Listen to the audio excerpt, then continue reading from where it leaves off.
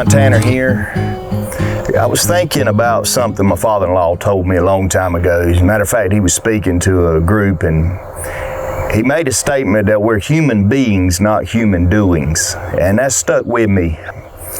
It's real easy for me to get caught up in the doing, the go. I got so many things going on, so many irons in the fire at any given point. But one thing that has helped me tremendously in life over the last several years is just slowing down a little bit. You know, I've realized I can get a lot more done if I work on my pace. That statement, we're human beings, not human doings.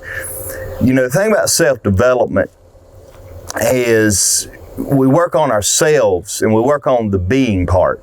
The doing part, we got to make a living, and nobody's ever accused me of being lazy. I do more than most people, or at least I like to think I do.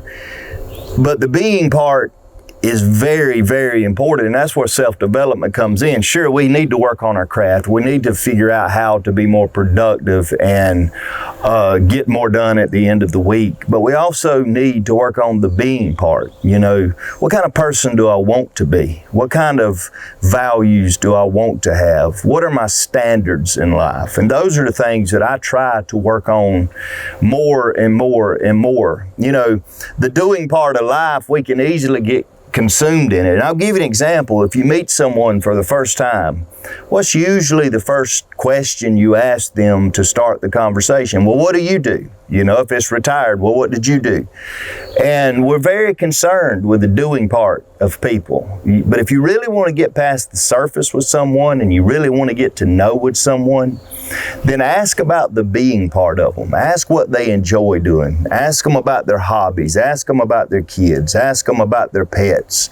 And you'll have a different conversation. And that's what I've tried to do when I meet people is, yes, we'll talk about the surface stuff. And especially for men, it's very important what we do and our job and the accolades and the different things, the endeavors that we set out for. But if you really want to get to the heart of the person, ask them about their kids, ask them about their grandkids, ask them what they like to do in their spare time.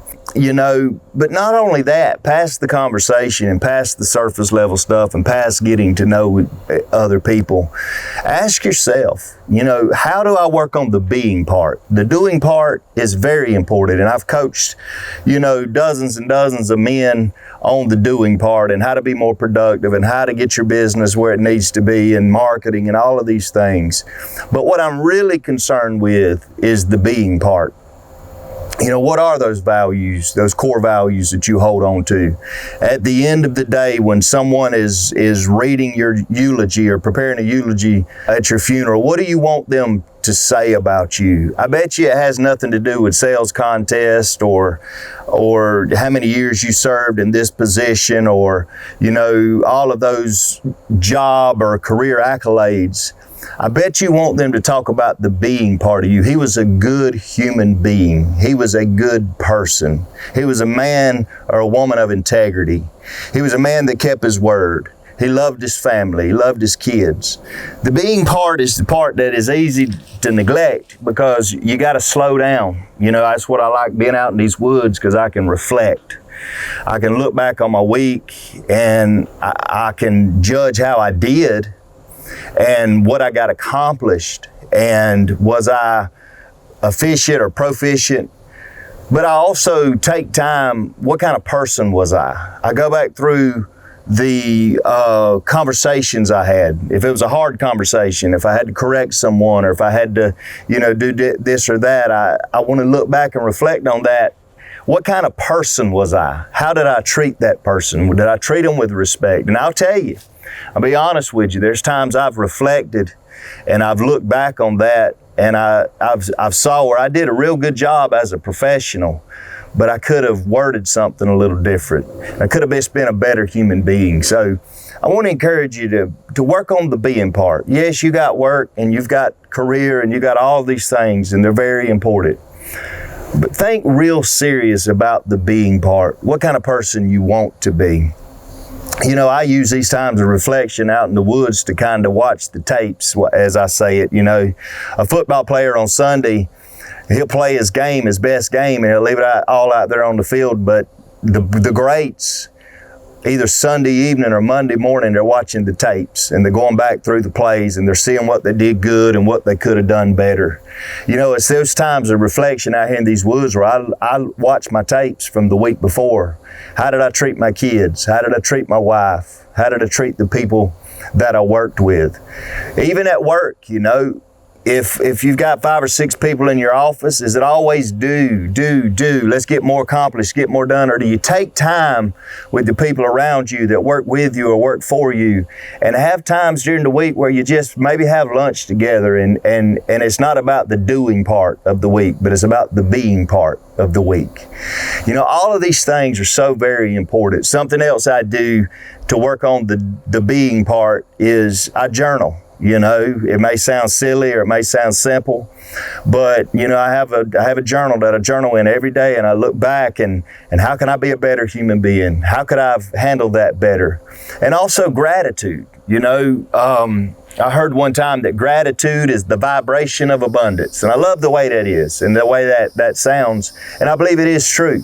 You know, I sit back in these times of reflection and I think about all the things I'm grateful for, all the things God's blessed me with.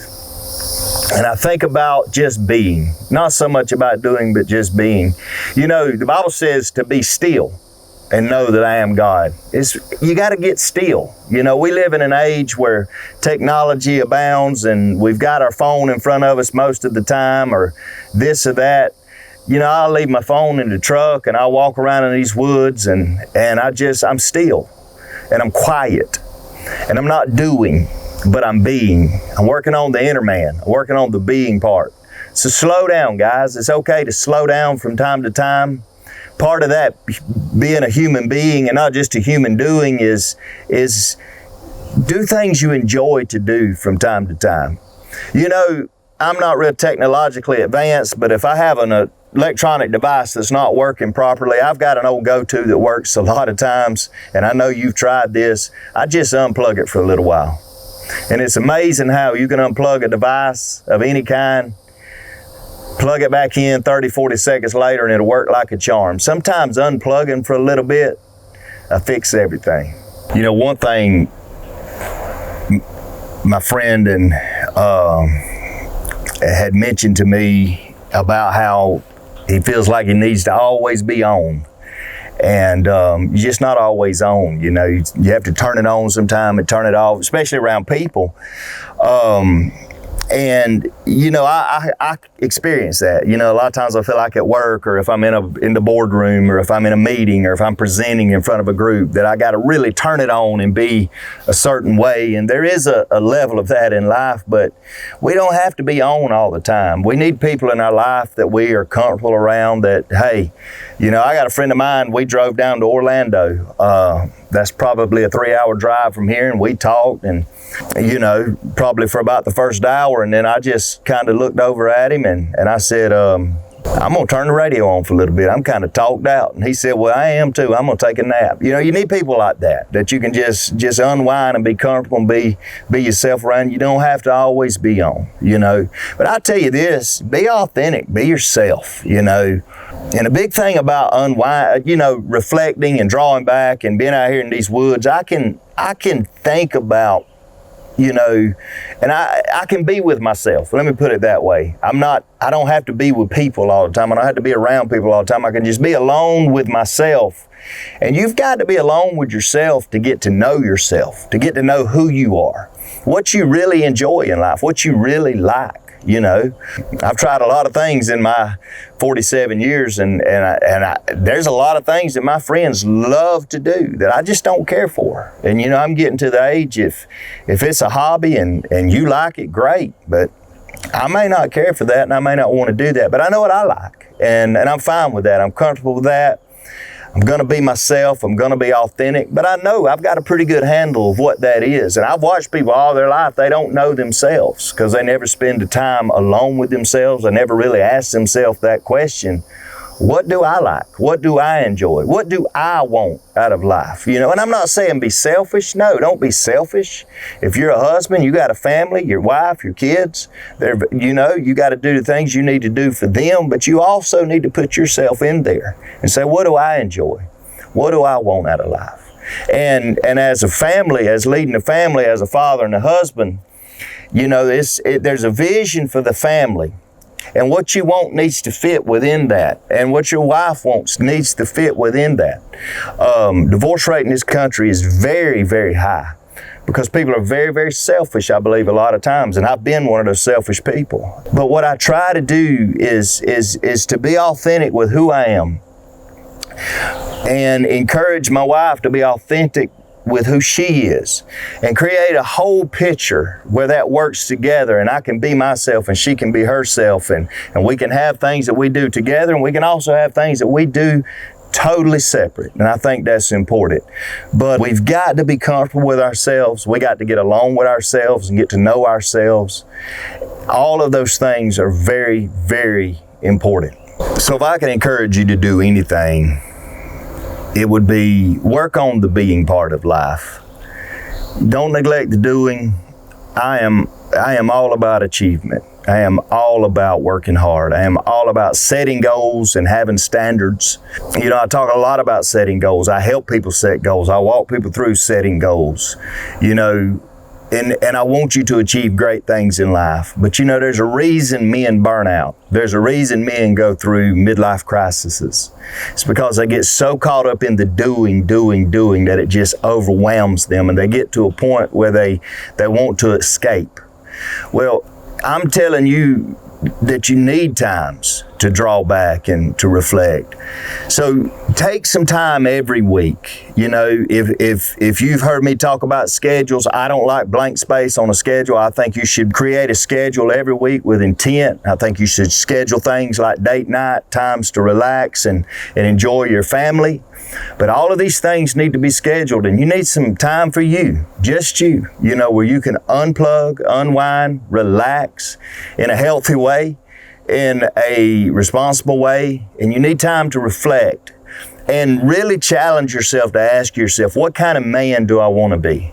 What kind of person do I want to be? What are my values? What are my standards? You've heard me say it before, the difference in a goal and a standard. A goal is something that you're trying to achieve, that you're kind of chasing, that you will reach if you go after it with intent. But a standard is this is what I'm going to do, and I'm not going to let it fall below that. There's a difference in a standard and a goal. A standard is this is the bare minimum for me. I'm gonna have a standard of excellence that I live by. So take some time, ask yourself, reflect. What are those values? What are those standards? I know what my goals are. I'm chasing these goals. But what are my values and what are my standards? And what is the type of person that I want to be? What kind of friend do I want to be to my friends? What kind of husband do I want to be to my wife? What kind of father do I want to be? And what kind of servant do I want to be in the kingdom? Ask yourself these things. Reflect on what you want to be and what you want to do.